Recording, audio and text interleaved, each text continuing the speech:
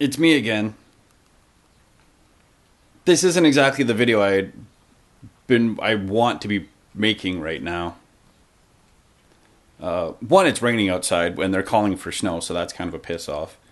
But I'd honestly hope that for this video I wouldn't be in the shop. I was really hoping I was going to be outside with the car outside and idling for everybody. But I don't think that's happening anytime soon. This past week has been very frustrating, to put it simply. The week started with the car not starting. The solenoid was kicking in, but nothing was happening. I have since pulled the starter, which, by the way, we'll get right back to it. The starter that I took off was actually a new starter, a new rebuild. Well, not brand new, because they don't sell brand new anymore. They just sell rebuilds. So I pulled the starter off, fought to get it out for about 45 minutes, just because of how everything is. And took it in, tested it, high ripple. Okay. Ordered another starter.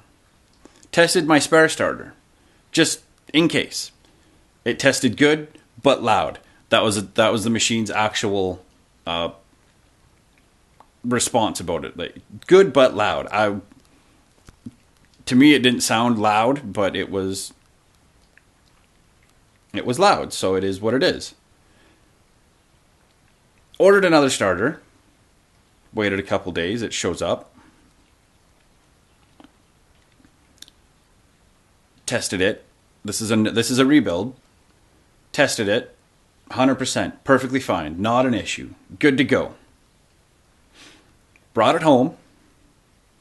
Fought it into place for well over an hour to get the cables and everything, all the connections hooked up. Put the car, put it in, bolted it down, got everything tight. Turn the key. Every light comes on, all the interior lights work, the stereo works, the climate control doesn't work properly, but I have the wrong resistor in there for that, so I got to get a new one of those. So that's why that's not working, and the display's not working. But that was having issues before. 3 years ago, it was having issues with staying on, so that's unrelated. Made sure everything was hooked up. Tightened down the negative. Tightened down all the positive connections. Turned the key, and nothing.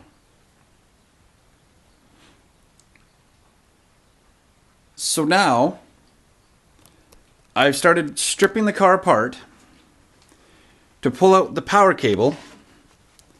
I still have to crawl underneath and pull the starter again to disconnect the power cable, to then pull it out of the car so I can check continuity to make sure that there's not an issue with that cable.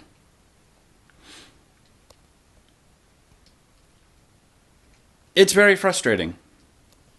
Because 3 years ago, I had a running, driving, reliable car.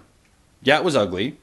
Yeah, it was down on power because the wrong size injectors. Because the 21-pound injectors, when you atmospheric pressure is 14, you add 7 pounds of boost, and now you're at 21 pounds of air pressure, and the injectors just couldn't squirt fuel past that. So they had their issues. So now I have a car that doesn't run, doesn't start,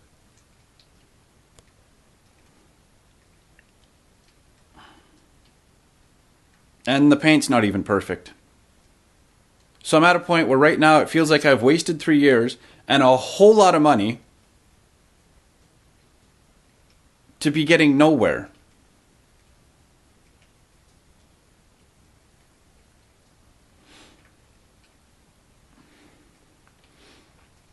Now, what makes it even more frustrating is the starter that was on the car when it went in for paint was a starter that I'd already replaced once. And when I'd pulled the 3.2, after getting my car home, I had the spare starter kicking around, and I had my starter.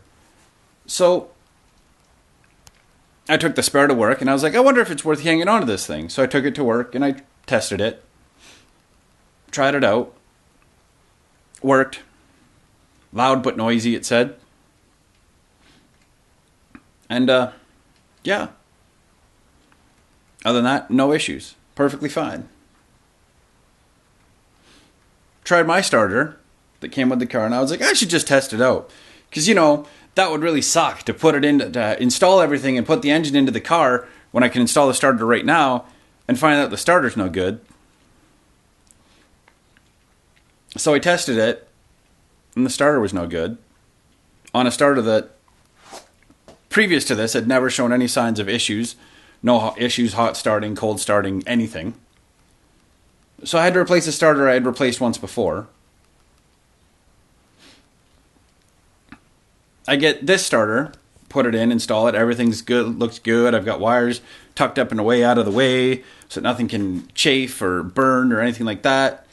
Get it in the car, get the engine in the car, transmission in the car, fight with everything else to get it in. And the starter doesn't work. Solenoid kicks in. Starter doesn't work. Not even so much as tries to turn. Pull the starter out, take it to town, test its high ripple, order a new one to put in, try it out, test that one at work, test it's good.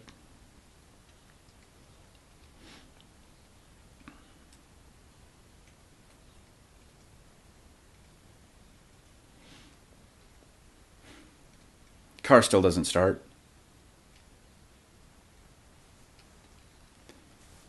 I'm frustrated beyond words. I've been working on this car consistently for the better part of 8 weeks, 12 weeks, however long it's been. Every week putting up an update, of putting in countless hours on all kinds of other things, getting hoses off of a parts car, and the car won't start. So I'm very frustrated because the car ran and drove perfectly fine before paint and body work. And it just feels like a giant waste of time and money at this point. And I regret doing it. I wish I never had.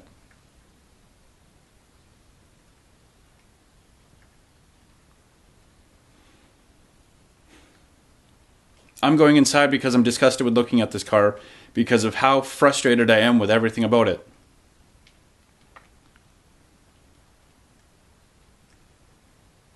Frustrated with everything it makes me think about when it comes to this car. And all the defects in the paint on top of everything else.